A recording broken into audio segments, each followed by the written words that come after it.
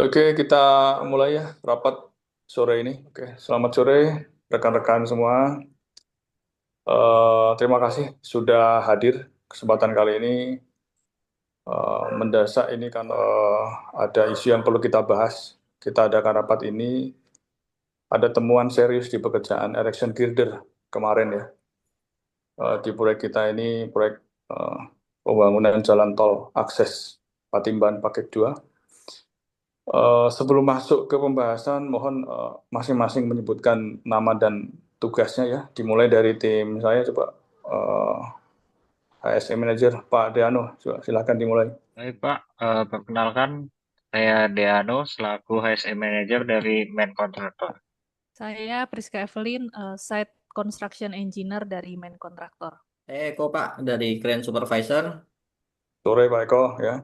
Sore Pak. Selamat sore Pak, saya dari Traffic Officer, saya Christian Davi Pak. Oke, Baik, sore Pak. Saya Afan dari perwakilan Subkon. ya Saya Firman dari Safety Officer, Pak. Firman. Selamat sore Oke, semua, saya Azhari Zaki dari Konsultan Pengawas. oke. Selamat datang Pak Zaki. Baik, kita langsung ya pada inti permasalahan.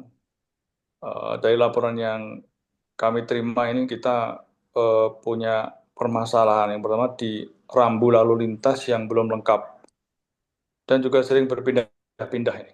Kemudian jalur pedestrian ini tidak jelas. Lalu ada erection girder yang kemarin dilakukan di malam hari itu tanpa prosedur tertulis.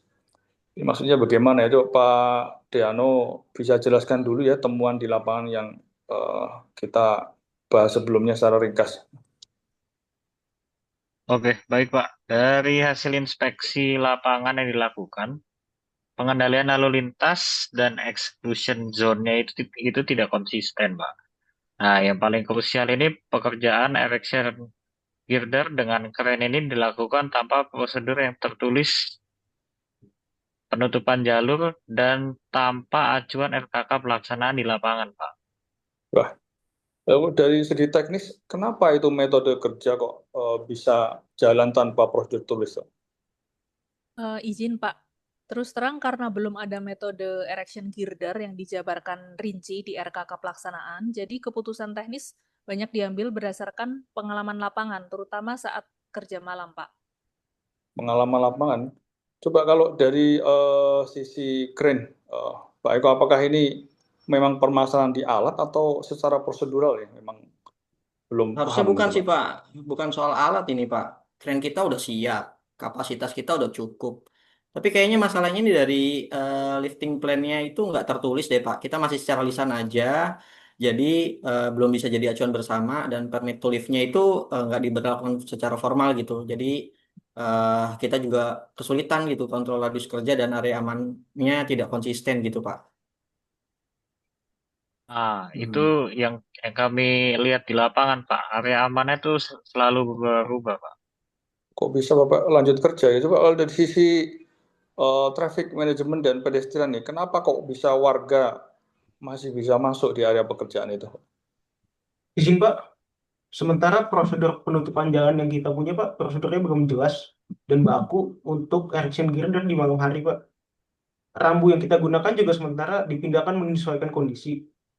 Sementara juga jalur pedestrian belum ditetapkan jelas Pak dalam RKK. Ya, kalau dari kami, ya itu sangat berbahaya ya semuanya ya, karena publik itu kan nggak tahu batas mana batas aman, mana yang tidak gitu. Ya, betul, sangat berbahaya itu, Pak. Saya perlu dengar sekarang juga dari Subkon sebagai pelaksana langsung di lapangan. Apakah Bapak eh, pernah dengar itu RKK pelaksanaan? Sebelumnya pernah disampaikan belum ke tim Anda, Pak? Iya Pak, jadi kami dari lapangan belum Pak mendapatkan informasi tersebut. Kami hanya menerima lisan Pak di lapangan. Itu pun tadi yang disampaikan berbasis pengalaman. Kami pun belum pernah mendapatkan RKK tadi, sehingga tidak tahu detail terkait dengan exclusion zone tadi, termasuk juga penutupan jalur sampai prosedur jam malam.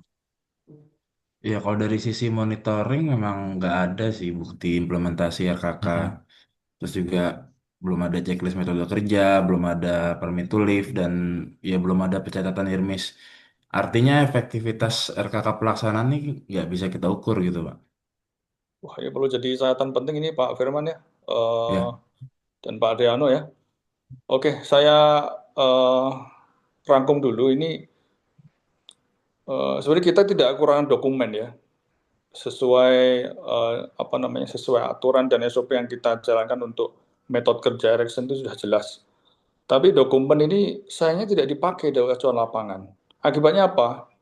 Traffic nggak jelas, kemudian pedestrian, kren, dan subkon ini bekerja tanpa sistem yang jelas.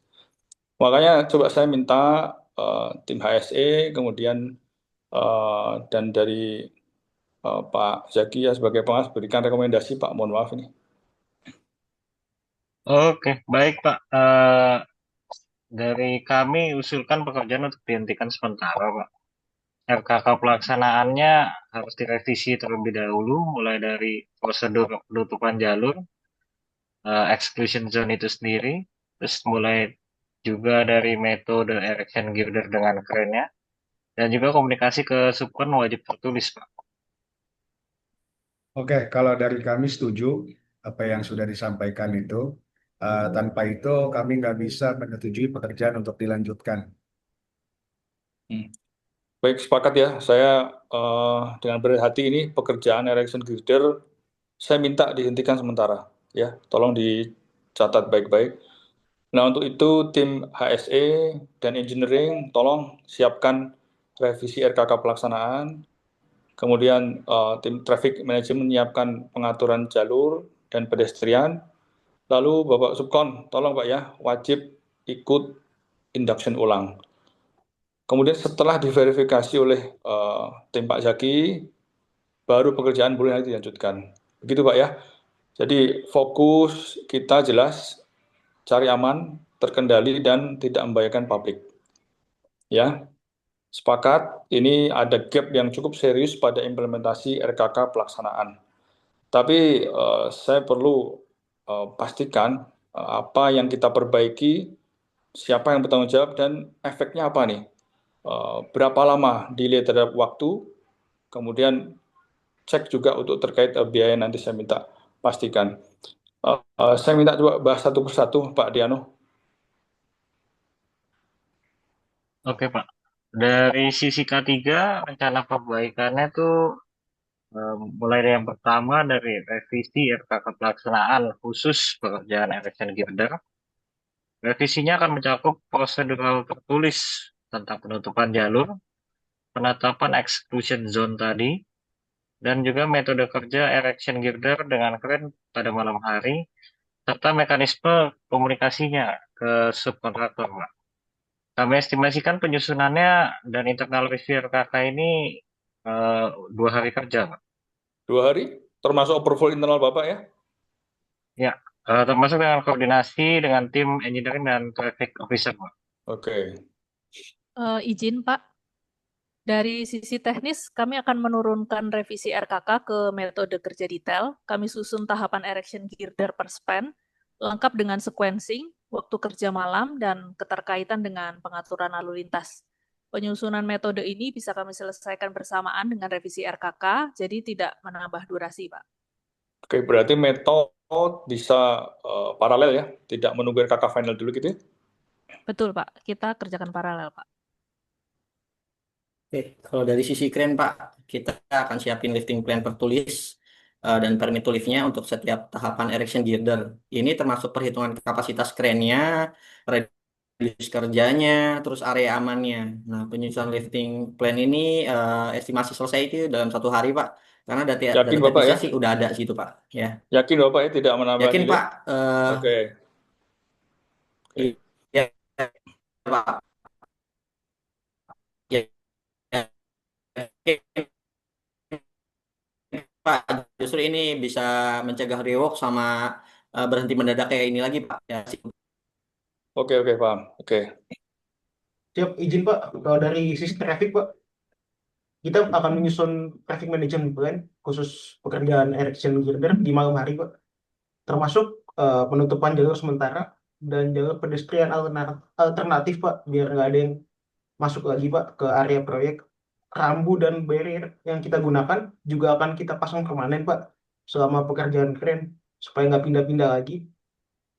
Kita minta waktu target kami 1 hari untuk penataan ulang rambu dan jalur pedestrian Pak setelah prosedur ini disepakati.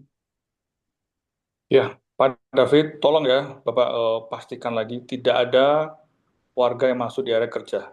Itu sangat berbahaya. Oke, Pak ya. Siap Pak. Oke, baik Pak, kami dari Subkon, kami Baik, ready silakan Pak Pak dari Awan. segi teknis. Dari segi teknis kami ready Pak untuk dihentikan sementara sambil menunggu RKK selesai direvisi.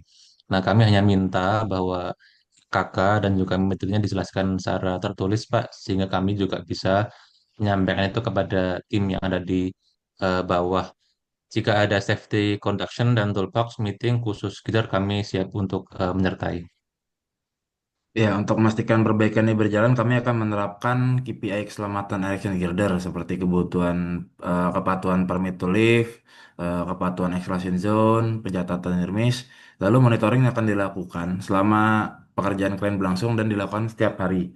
Dengan ini kita akan ukur RKK pelaksanaan apakah akan benar-benar efektif atau tidak.